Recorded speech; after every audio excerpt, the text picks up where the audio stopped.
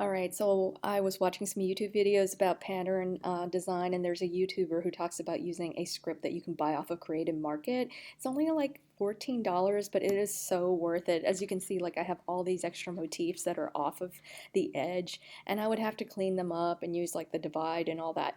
So, but this script makes it so easy. So all I have to do is I'm in Adobe Illustrator. Everything is perfectly on my, as far as my repeat unit is perfect on the actual artboard. I would go to File, I'm going to go to Script, I'm going to go to Other Script, and then I am going to go to, you want to put the script wherever you put your scripts for your application, and this works on Mac or PC.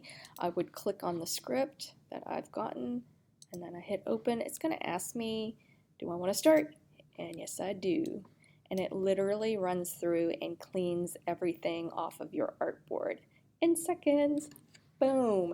So now I have this perfect little tile, and I can go to my swatches, and I would just grab this, drag it over into my swatches panel. Then I'm going to go ahead and let's see that it works. There's this, and there's my repeat. And so much time is saved by using that script, but so worth it. Anyways, that's that.